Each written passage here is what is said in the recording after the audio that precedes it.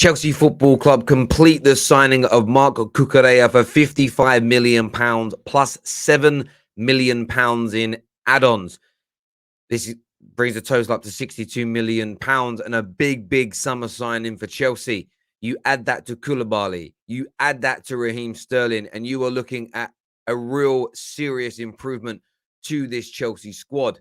Now, it has been reported that Chelsea Football Club are prepared to spend even more and break the £300 million barrier this window. Todd Bowley means business. Tuchel is being backed. That's the third top-class signing of the summer for Chelsea Football Club.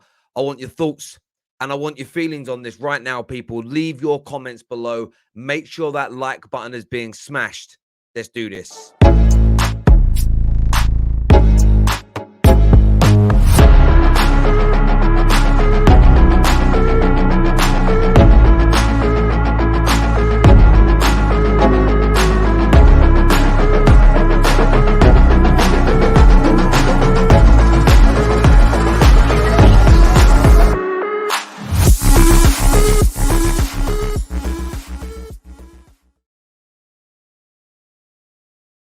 Chelsea Football Club have suffered a lot of criticism so far this window.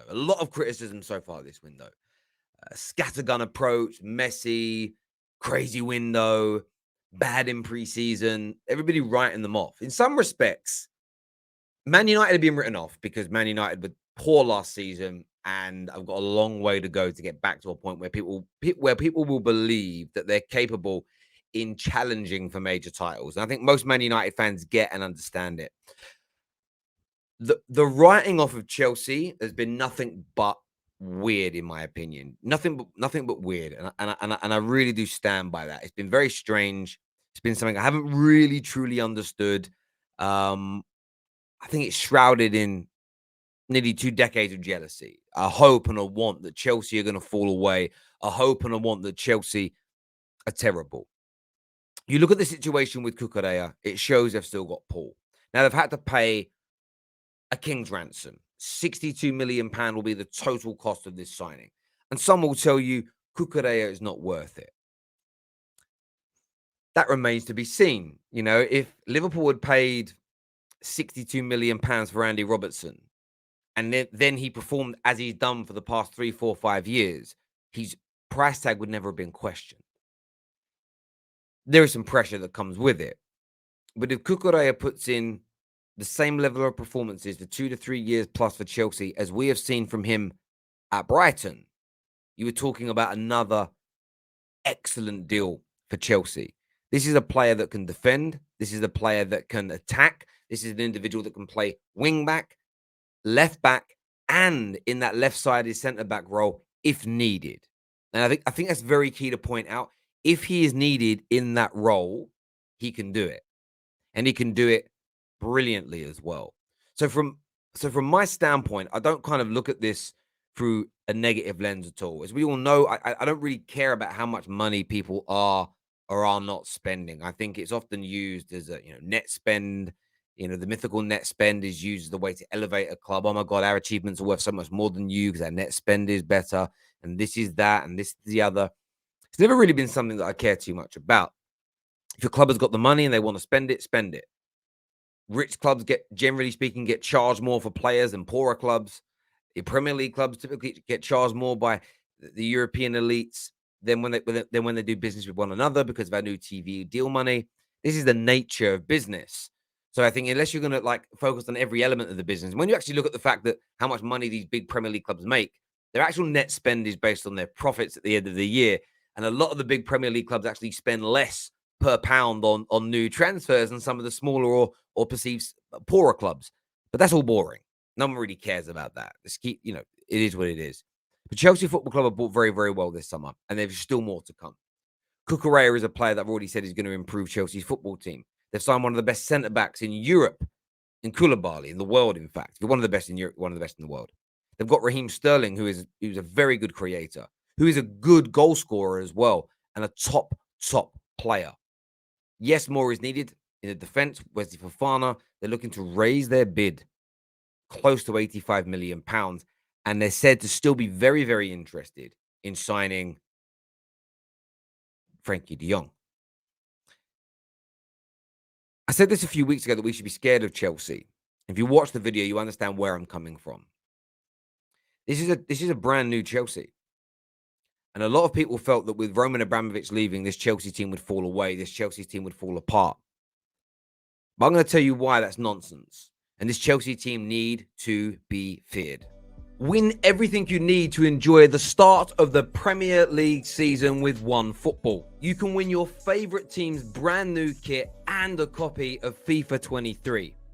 Simply click on the link in the description below, download the OneFootball app and fill out this very simple form. We want your name, your email address, your favorite football club, and then predict the results of the opening weekend's Premier League games. Once this is done, click submit and you will put your name into the hat to win the football shirt of your choice, which of course is going to be your football club and a copy of the brand new FIFA 23. It is quick, it is simple, it is easy, and you can test a little bit of ball knowledge as well. It's free to enter as well. I've already mentioned that. Click on the link in the description below and check it out now. Make sure you are scanning that QR code, by the way. Free shirt, free FIFA 23. All you need to do is download OneFootball and fill in that little form. All the link and all the information is in the description. Get it done. This is why you've got to be fearful of Chelsea. They may look a little bit messy this year. And I put that down to one thing. The way they've been briefing the media, the way they've been maybe getting ahead of themselves on certain deals when they're not quite ready is the reason why they've missed out on a few deals where other clubs, like there's no way Liverpool would have been talking to the press so publicly on Rafinha, on Koundé, when both players seemingly preferred Barcelona. They would have actually distanced themselves so far from the deal that every Liverpool fan worth their salt would say, we're not even interested. It's media talk. It's bullshit. It's clickbait. It's nonsense. Where Chelsea have been a little bit more, yeah, we're talking to him. So what? Interestingly, it's been very refreshing with the clubs they've been dealing with. Clubs have really liked dealing with Chelsea this year because there's been no BS. There's been no patter. There's been no, keep it quiet, keep it silent. It's just, let's get the deal done and wipe our mouths and move on. That's scary because they'll get better at it. Todd Bowley will learn. He will eventually bring in a director of football that will help make this better. But the approach will be the same behind the scenes. You're just not going to see a lot of it. And if you remove the rejections this summer from Chelsea and let them start from the beginning of the window in a position where they can buy straight away, these 3 deals they'd signed probably would have been done 5 weeks ago. And if Chelsea would have made these 3 signings by mid-July, with Wesley Fofana and De Jong on their way, people would be raving about Chelsea. But you know, as made famous in the brilliant Batman film, The Dark Knight, when the Joker's line of, when the whole world goes crazy, when he says that, you can threaten to kill a general member of the public, you can blow this up, or wars happen and many people die, but you threaten to kill one little mayor and everybody goes crazy. And it's very true. Sometimes this is what happens. You move the timeline of the signings you make forward or backwards by 2 weeks, and the perception of your club and your team is so much different. Thomas Tuchel's getting players that he wants. Thomas Tuchel is getting players that he believes will make Chelsea Football Club a better, stronger, more competitive outfit.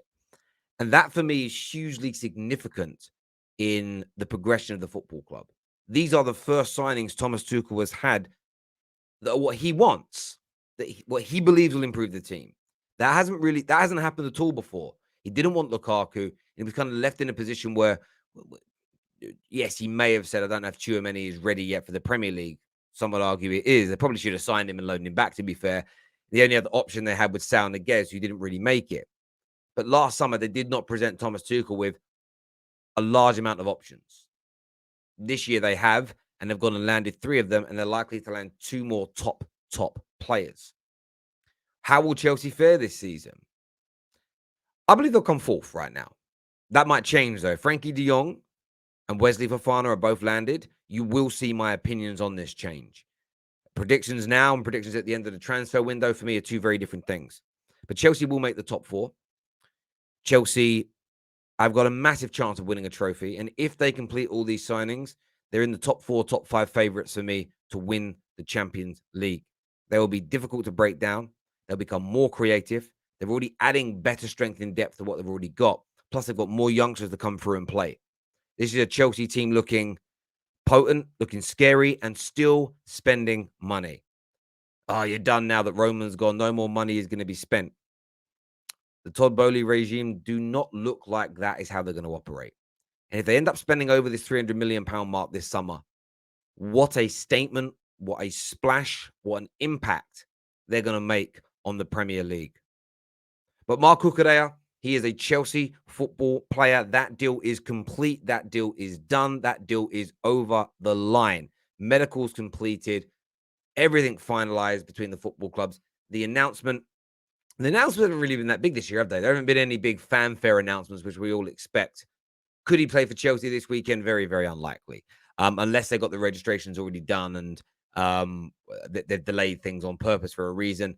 Not likely to feature in the game for Chelsea this weekend. But the good news is he won't be playing against Manchester United for Brighton. So that's a very, very, very positive stance from my point of view as a Man United fan. But I want your thoughts. I want your feelings, people. Smash the like and the share buttons. Remember, scan that QR code or click on the link in the description. Join the One Football prediction giveaway to win a football shirt of your choice. It will be your club, your favorite team in the Premier League.